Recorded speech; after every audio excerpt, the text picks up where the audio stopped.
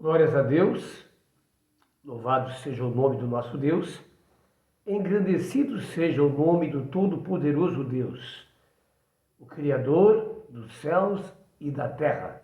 Aleluias, nosso Deus e nosso Pai. Glórias ao seu santo nome. Pastor Francisco Lucas, Igreja Cristã, Comunidade Cristo Reina pela internet, Igreja de Nosso Senhor e Salvador Jesus Cristo. Amém? Muito bem. Mais uma vez, amado, com a palavra de Deus para o teu coração, é claro que é um toque, não é? É uma revelação, né? É uma palavra que vem no momento e nós queremos compartilhar essa palavra com você. E essa palavra está no capítulo de 2 Pedro, 2 Pedro, capítulo 3. 2 Pedro, capítulo 3. E é um texto importantíssimo, porque o próprio título já nos dá uma ideia, né? A vinda do Senhor e o seu significado. A vinda do Senhor e o seu significado.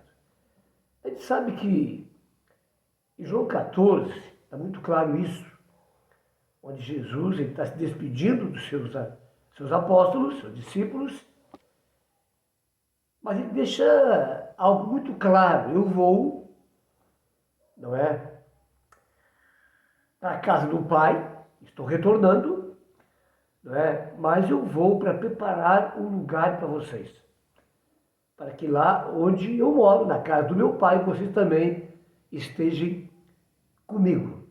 Amém? Então essa é a promessa. Aleluia. Ficou bem claro então que ele voltaria. Amém? Que ele voltaria.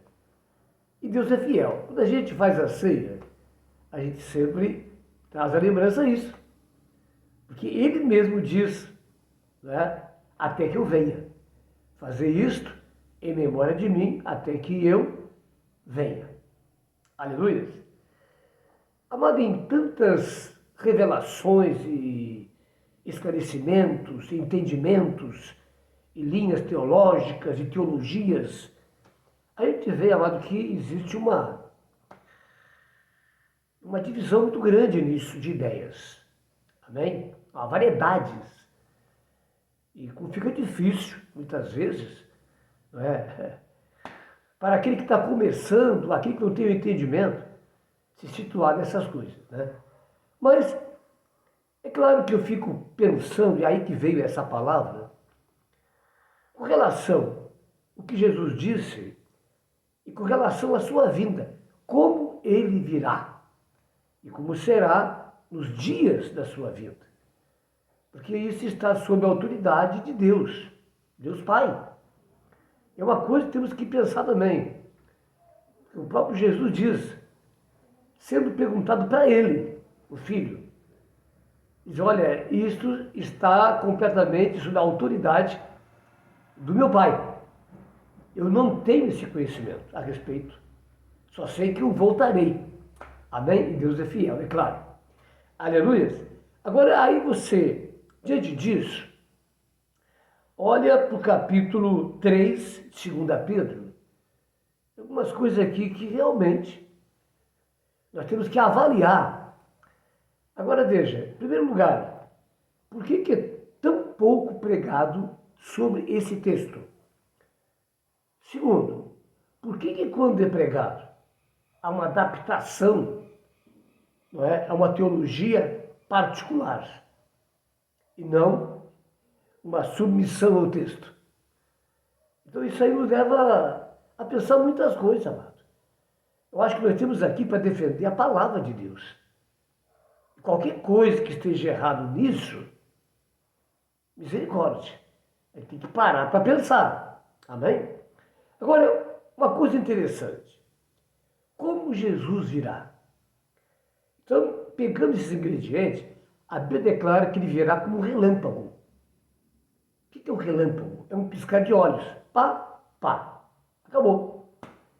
Assim é a vinda do Senhor Jesus, como um piscar de olhos. Então isso é uma coisa muito séria. Amém, amados? Porque a gente às vezes tem uma noção de, meu Deus, aí surge algumas teorias disso, parece que vai ser um tempo muito grande, mas a palavra fala que virá como relâmpago, do Oriente ao Ocidente, enfim, quer dizer, com uma rapidez. E aí também isso faz pensar, amém, amados? Porque na verdade no reino de Deus está tudo pronto. Quando fala que iremos julgar, na verdade é bater o martelo, porque seja os anjos que estaremos com Cristo e os julgaremos, os que estão presos, ou seja, a humanidade que deu as costas para Deus. Sabe, quando alguém parte sem Deus, ele já parte já condenado. Está lá em João capítulo 3. Mas se ele parte e teve um encontro com Jesus e viveu uma vida fiel a Deus, é claro que ele parte, não é? Já com o seu destino selado, seu destino eterno selado. Então, as duas coisas já estão determinadas. Então, por que tanto tempo para isso? Não vou entrar em outros detalhes. Porque muitas vezes você vê uma grande história, né, que parece que vamos depois da vida de Cristo, misericórdia, né? Mas vamos ver o que o texto diz então. Eu acho que o texto de 2 Pedro é muito claro, querido. Capítulo 3 é muito claro. Não há o que ficar aqui teimando ou distorcendo a palavra, né, ou dando interpretações que não têm nada a ver com o texto. Eu tenho que defender, mais uma vez, a palavra de Deus, a verdade. A gente vê que muita coisa que está escrita para a diversidade de teologias teológicas, de cada um tenta puxar para cá, puxar para lá, puxar para cá, puxar para lá. E aí, onde está a verdade? Eu vou colocar isso. Eu tenho visto uma rádio, YouTube, de debate sobre assuntos diversos. Ali tem uma linha tal, uma linha tal. Eles discutem até o final. Mas nunca é capaz alguém de dizer assim, ó, nisso tem razão. Porque ele tem uma teologia já. E ninguém lhe pode negar. Seja onde for. Então, firma o assunto e nada é resolvido. E se mantém na mesma posição. Por quê? Porque não pode sair dela. Aleluia? Não pode sair dela. Entende? Então, pensa a respeito. Muito bem. Pela rede também. Ali quase uma hora, blá, blá, blá. E ninguém chega uma única vez e diz, puxa, nisso tem razão. Não tem. Ele segue aquela linha ferrenha, vai até o final. Mais uma vez, nós temos aqui como igreja para quê? Para defender o homem, suas ideias, seus particulares, suas filosofias, sua teologia. Ou essa é a verdade? Há muita coisa que está claro, queridos. A gente que complica tudo. Vamos lá? Muito bem. Vamos ler a Bíblia, então. A vinda do Senhor e seu significado. Amados, esta é agora a segunda epístola que vos escrevo. Em ambas procuro despertar com lembranças a vossa mente esclarecida. Você tem que esclarecer. Amém, amados? É o que o Pedro quer. Para que vos recordeis das palavras que anteriormente foram ditas pelos santos profetas, bem como do mandamento do Senhor e Salvador, ensinado, aliás, pelos vossos apóstolos. Tendo em conta, antes de tudo, que nos últimos dias virão escarnecedores, com seus escárnios, andando segundo as próprias paixões. Aleluia. Agora, falando em escárnio, zombaria, não é? Profanação, amado, até pouco tempo, aí é que está o grande sinal. Mas sempre existiu, não dessa maneira. Onde se quebrou o temor que se tinha a respeito das coisas de Deus. Me lembro minha mãe, que sempre, uma piadinha, uma brincadeira, dizia, olha, cuidado, que as coisas de Deus são santas. Isso é uma visão que teve até pouco tempo. das pessoas. Você já brincava com muita coisa. Agora com Deus não. Aleluia. Se alguém fizesse isso, alguém chamava a atenção. Mas nesse tempo que nós vivemos da vida de Cristo, você vê que se quebrou isso. Aí que está a questão. Então hoje é muito fácil, não é? Meu Deus, zombar, escarnecer daquilo que é santo. O nome de Deus, o nome de Jesus, o Espírito Santo, né? Que são nomes que têm que ser citados apenas em momentos santos e não de qualquer maneira. Então aí está a questão, onde Jesus quer falar. Perdeu-se a razão. É teatro, é carnaval, você pode ver. E as pessoas nas novelas, tem uma tal de Globo aí, que ali eles colocam o quê? Pessoas evangélicas, sabe? Pessoas sem cultura, não é? E uma coisa bizarra. Como se os evangélicos fossem isso. Por que não coloca alguém inteligente? Alguém famoso, um juiz que é evangélico, não é? Um empresário que é evangélico, alguém que é estudioso, alguém que é formado, como esse juiz que está lá, que é tão perseguido, o Moro, que é uma pessoa extraordinária. Amém, amados? Aleluia. Quer dizer, tudo isso é o tempo em que nós vivemos. Então, esse é o escárnio que aqui a palavra está falando, que Pedro está falando. É uma coisa sem precedência. Absurdo. Amém? Muito bem. E dizendo, onde está a promessa da sua vinda? Quer dizer, esse desafio. Porque desde que os pais dormiram, todas as coisas permanecem como desde o princípio da criação. É assim que fala o escarnecedor. Coloca dúvida. Ele não está perguntando, ele está zombando, ele está duvidando. É outra coisa bem diferente que uma pergunta de alguém que quer a verdade. Isso é zombaria. Aleluia. São coisas que só é levantada para complicar, para trazer dúvida e credulidade, mas jamais alguma explicação. Quem coloca essa pergunta não está nem querendo resposta. Ele quer mais, não é? É complicar a parada. Tá certo? Muito bem. Porque deliberadamente esquecem que de longo tempo houve os céus, bem como terra, a qual surgiu da água, e através da água pela palavra de Deus, pela qual veio a perecer o mundo daquele tempo, afogado em água. Tá certo? Ora, os céus que agora existem e a terra, pela mesma palavra, têm sido entesourados para fogo, estando reservado para o dia do juízo e destruição dos homens ímpios. Aleluia. Então veja, os céus que agora existem e a terra, pela mesma palavra, têm sido entesourados para fogo. O que é fogo? Juízo. Estando reservados para o dia do juízo e destruição dos homens maus. Amém? Significa a vinda de Cristo, o juízo e a destruição. Ou, como está em Apocalipse, serão lançados no inferno e no lago de fogo. Destruição por quê?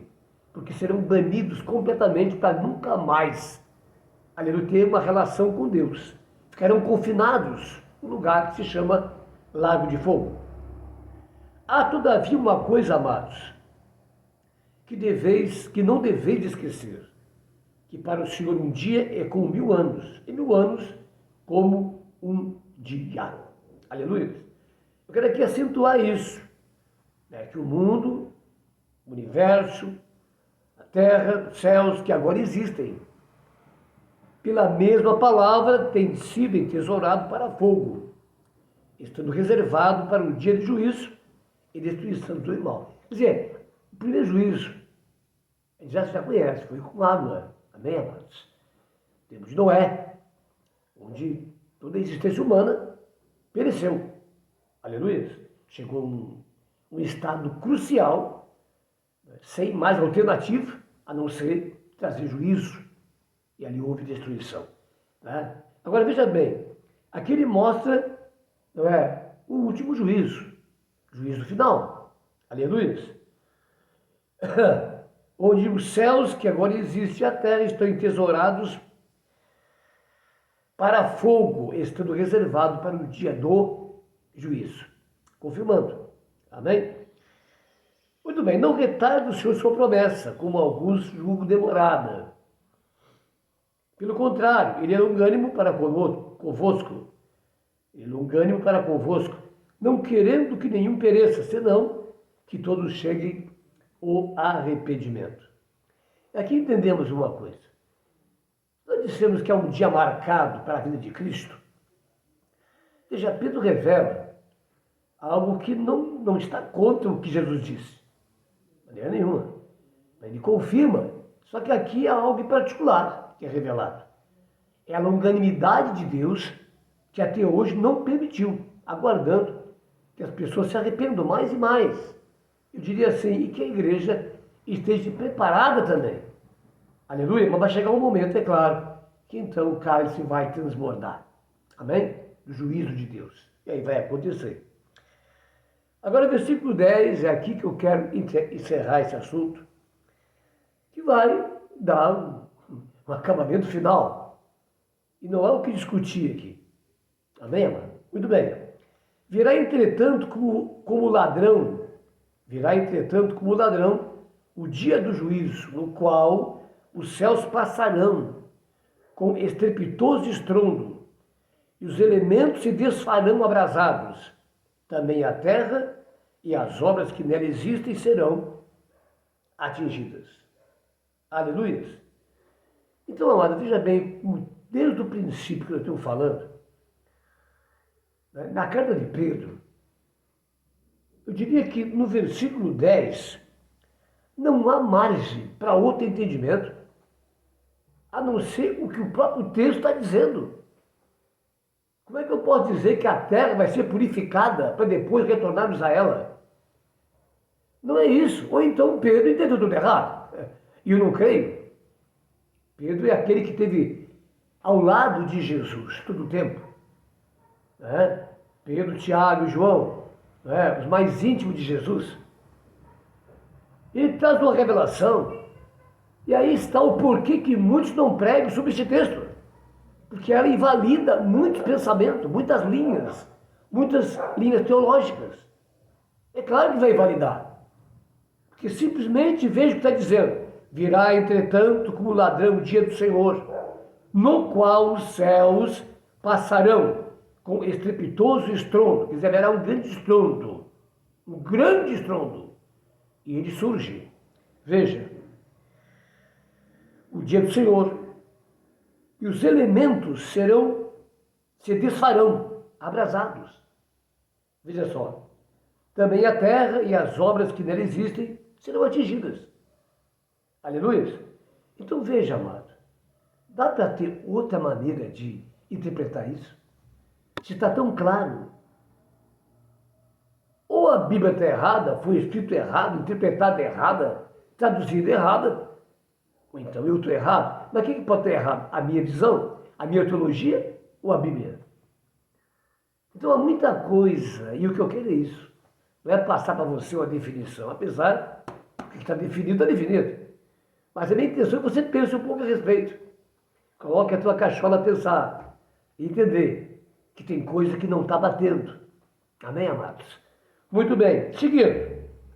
Visto que todas essas coisas hão de ser assim desfeitas, é purificada? Não, é desfeitas. E desde o 10 está dizendo isso. E eu estou aqui teimando, mas não é assim não. Mas é assim. Aí é que está. Visto que todas essas coisas hão de ser assim desfeitas, deveis ser tais como os que vivem em santo procedimento e piedade, esperando e apressando a vinda do dia de Deus. Aleluia. E para completar, por causa do qual os céus incendiados serão desfeitos e os elementos abrasados se derreterão. Nós, porém, segundo a promessa, esperamos novos céus e nova terra, nos quais habita a justiça. Novo céu e nova terra não é nada remendado, purificado. É novo. Porque nós viveremos na eternidade. Nós seremos pessoas espirituais. O nosso corpo será perfeito, eterno. E nós temos aí algumas coisas que mostram isso, para a gente encerrar isso. Jesus declara que nós seremos que nem os anjos. Significa seres espirituais. João declara, capítulo 3, que nós seremos a semelhança de Jesus, na sua glória. Então não há o que discutir isso. O texto de Pedro, ele é verdadeiro e ele é real. Você pegando tudo que se colocou desde o começo, você vai ter uma ideia realmente a respeito do que estamos aqui pregando, falando com você a respeito disso. Agora veja bem, sabe que é só isso? Aí que está. É claro que o texto nos leva a pensar muitas coisas que nós temos ouvido. Tenho batido muito numa coisa.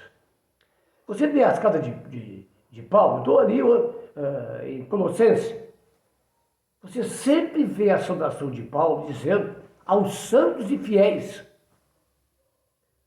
E você vê pessoas declarar no altar da igreja que nós somos pecadores. O que é um pecador? É uma pessoa derrotada. Ou ele não tem autoridade sobre o pecado, sobre as tentações. É isso que é pecador. Mas Paulo está chamando e dizendo que nós somos santos. Aos santos, aos santos.